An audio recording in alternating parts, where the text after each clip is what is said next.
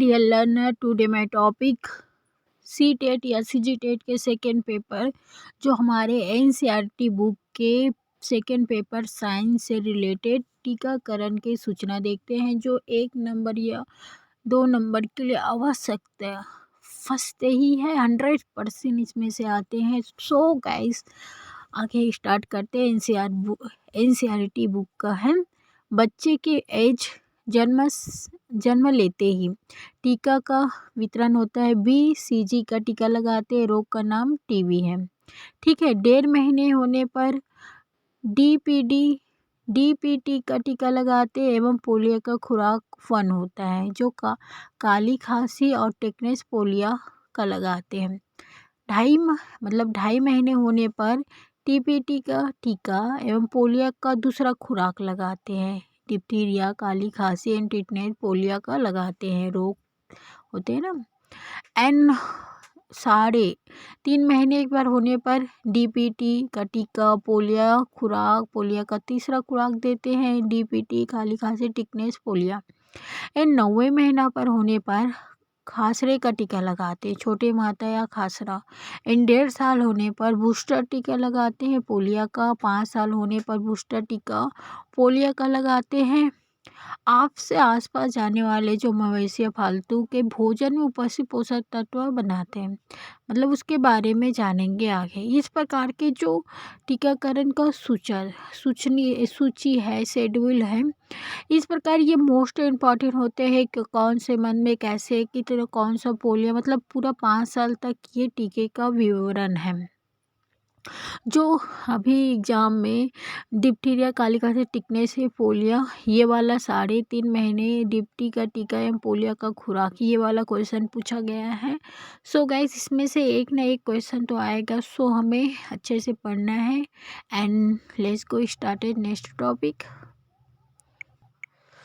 अब गाइस देखते हैं विटामिन, उसकी होने वाली कमी से रोग लक्षण और प्राप्त सूत्र। ये इम्पोर्टेंट है। ये भी हमारे साइंस पार्ट के कंटेंट है जो एनसीईआरटी बुक से लिया गया है। सो ए हम जानते हैं, ए विटामिन जो होता है रतौनी रोग होता है इससे। ठीक है। इसके लक्षण है कि कमजोर दृष्टि, रात में कम दिखाई देना, अंधापन हो जाता है। ठीक है, अंधापन हो जाता है। एंड मछली का तेल, मतलब प्राप्त इसका सोर्स है मछली का तेल, गाजर और कुम्हाड़ा। जो कुम्हाड़ा होता है, मखना बोलते हैं ना हम छत्तीसगढ़ी में, वही खाने से हमें रतौनी रोग से बच सकते हैं। एंड B1 बेरी रोग होता है। बी विटामिन के कमी से ये दुबले पेशिया हो जाते हैं, काम करने हेतु ऊर्जा की कमी हो जाते हैं। और किससे मिलेगा? हरा पत्तीदार आयरन मिलते हैं ना, चना, टमाटर, सोयाबीन, नारियल, अंडा, इस सब से हमें बेरी रोग बचाने का सूत्र है, साधन है।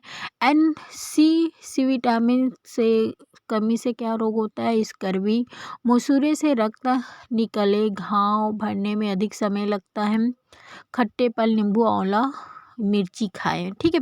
एंड डी की कमी से रिटेक्स रोग होते हैं, हम सब जानते हैं। हड्डी का मुलायम व टेढ़ा मेढ़ा हो जाते हैं। इससे कैसे? मक्खन, अंडा, मछली, सूर्य के प्रकाश लेना चाहिए।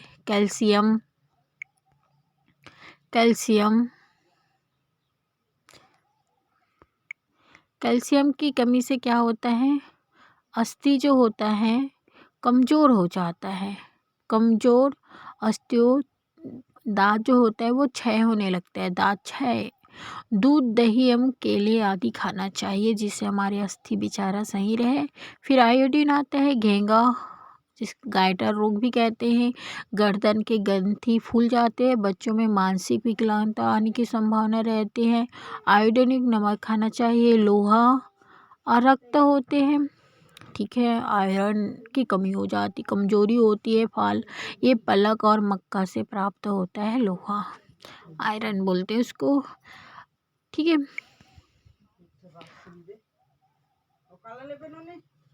अब गाइस हम ये देखते हैं चंद्र ग्रहण, इसका पिक देखिए। सो एक्साइटेड, स्पेशल है ना, एनसीईआरटी बुक का है ये। देखो ये हमारा सूर्य है, ये हमारा पृथ्वी है, ये हमारा कैसे ग्रहण हो रही है उसका घटना है चंद्रमा का। ठीक है, ये मतलब ये हमारा चंदा मामा है। जब पृथ्वी बीच में आता है, सूर्य और चंद्रमा के बीच पृथ्वी आता है, तब चंद्र ग्रहण होता है। ठीक है, हमारा पृथ्वी बीच में है, चंद्रमा और सूर्य के बीच में, तो चंद्र ग्रहण कहते हैं। नेक्स्ट देखते हैं। अब आते हैं, चंद्र ग्रहण हो गया, सूर्य ग्रहण। सूर्य ग्रहण कैसे होते हैं? देखो, थोड़ा सा छोटा करना, बड़ा हो गया। हाँ, इसमें क्या होता है, इसमें सूर्य और पृथ्वी के बीच में चंदा मामा आ जाता है, तब सूर्य ग्रहण होता है। ठीक है, और चंद्र ग्रहण कैसे होता है, चंद्रमा और सूर्य के बीच पृथ्वी आता है तो चंद्र ग्रहण, लेकिन पृथ्वी और सूर्य के बीच में चंदा मामा आता है तो सूर्य ग्रहण होता है। सिंपल सा। ठीक है, हम सब जानते हैं बल एवं गति।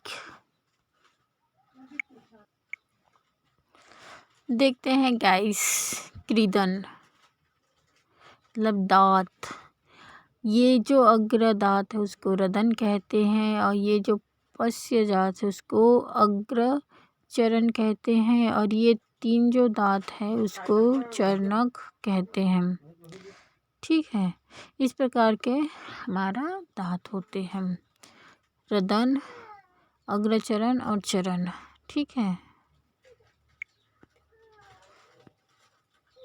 मतलब 4 भाग में होता है ना, क्रीडन, चरण, अग्रचरण और चरण, 4 प्रकार के दांत होते हैं। अब जीभ देखते हैं। जीभ, ये सबसे स्टार्टिंग जो भाग है जीभ का, सबसे स्टार्टिंग का जो भाग है वो मीठा होता है, फिर उसके जस्ट आउट साइड का जो भाग होता है वो नमकीन होता है, फिर उसके बाद ये वाला जो भाग होता है जीभ का वो खट्टा होता है, लास्ट का जो भाग होता है वो कड़वा होता है। जीभ के विभिन्न स्वाद के बारे में देख लिए, बड़ा मज़ा आया। फिर नेक्स्ट देखते हैं। ये हमारा मनुष्य का उत्सर्जन तंत्र है। ठीक है, ये हमारा किडनी है, ये हमारा मूत्रवाहिनी है, ये हमारा मूत्राशय है, मूत्र मार्ग है। क्वेश्चन में आ जाता है, इसको सही तरीका से जमाइए। तो हम किडनी के बाद मूत्रवाहिका लिखेंगे, देन उसके बाद मूत्राशय, फिर मूत्र मार्ग। ठीक है, नेक्स्ट है, ये हमारा मनुष्य का श्वसन तंत्र है। पहले श्वसन छिद्र आएगा, फिर उसके बाद श्वास नली आएगा, देन फेफड़ा आएगा, फिर डायफ्राम आएगा। ठीक है, नेक्स्ट ये हमारा परिसंचरण तंत्र का सिस्टम है। ये जो रेड दिख रही है वो धमनी है, ये हमारा हृदय है, ये हमारा सिर है। ठीक है, परिसंचरण कर रहे हैं। कैसे मोस्ट इम्पॉर्टेंट है मनुष्य का पाचन तंत्र, ये इम्पॉर्टेंट है, इसको हमेशा पूछा जाता है सीक्वेंस में। पहला मुख आएगा, फिर लाल ग्रंथि, फिर ग्रासनी, फिर ग्रास नली, फिर लीवर आएगा, फिर अमाशय, पित्ताशय, अग्नाशय, आंत, मलाशय, मलद्वार। इस प्रकार से सीक्वेंस में पूछता है। ठीक है, नेक्स्ट देखते हैं हम एनसीईआरटी बुक का मोस्ट इम्पॉर्टेंट देख रहे हैं, जो अधिकतर पूछा जाता है। पाचन तंत्र हम सब जानते हैं 2 भागों में डिवाइड होता है, पाचन अंग और पाचन ग्रंथियाँ। ठीक है, पाचन अंग मुख, ग्रासनी, ग्रासनली, अमाशय, आंत और मलद्वार होता है। पाचन ग्रंथि लाल ग्रंथि, लीवर, पित्ताशय और अग्नाशय होता है ना। इस प्रकार के ग्रंथि के नाम पूछते हैं, और पाचन अंग कभी ग्रंथि हम सब जानते हैं, लाल ग्रंथि, लीवर, पित्ताशय, अग्नाशय होते हैं। पाचन मुख, ग्रासनी, ग्रासनली एवं अमाशय, आंत मतलब छोटे आंत बड़े आंत होता है, फिर मलद्वार आता है। ये प्रकार के पाचन अंग है। कंदुखलिका संधि मतलब कंधे और हाथ की हड्डी है। सॉरी,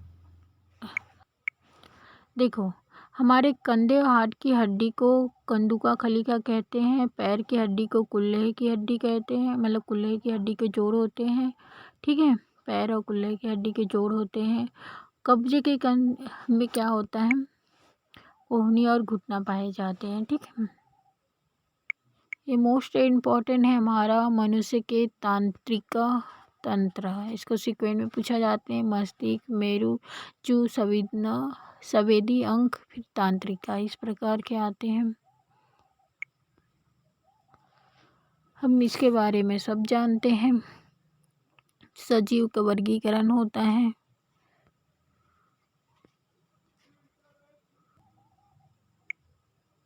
पूछा जाता है ये जो शाखा है, पौधे जो होते हैं धनिया और गेहूं में आता है। ठीक है, पौधे धनिया और गेहूं में आता है। झाड़ी गुलाब बेशरम में आता है। ठीक है, उसी प्रकार वृक्ष किस में आता है? वृक्ष जो है इमली में, पीपल में, नीम में, बरगद में आता है। लता किस में आता है? लौकी में आएगा, तुरई में, कुम्हाड़ा में आएगा। ठीक है, इस प्रकार का हमारा लता झाड़ी। ये हमारा हृदय देखते हैं जो दाएं अलिंद बाएं नीले दाएं नीले होता है। फेफड़े की ओर जाता है। ठीक है, पहले अंग होता है, अंग का ओर होता है हवा। फेफड़े बाएं अलिंद बाएं निलय, फिर दाएं निलय और दाएं अलिंद होते हैं। ये आंतरिक संरचना है, ये बाह्य संरचना है। मनुष्य का हृदय है।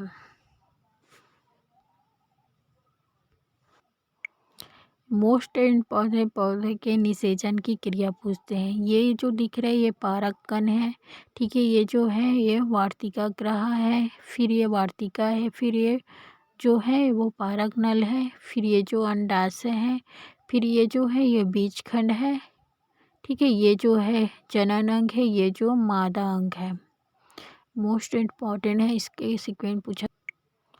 देखो मनुष्य की फर्टिलाइजेशन देखते हैं कैसे होता है। पहले शुक्राणु संरचना में होता है अंडाणु संरचना, अंडाणु बनते हैं, फिर फर्टिलाइजेशन होता है, फिर इसमें युग्मन बनते हैं। ठीक है, दो भागों में दो हो गए, फिर मतलब दो सेल में डिवाइड हुए ना शुक्राणु, फिर उसके बाद सेल विभाजन हुआ, फिर 4 भागों में विभाजन हुआ, फिर उसके बाद भ्रूण बने, एम्ब्रॉय बने, फिर उसके बाद शिशु बने।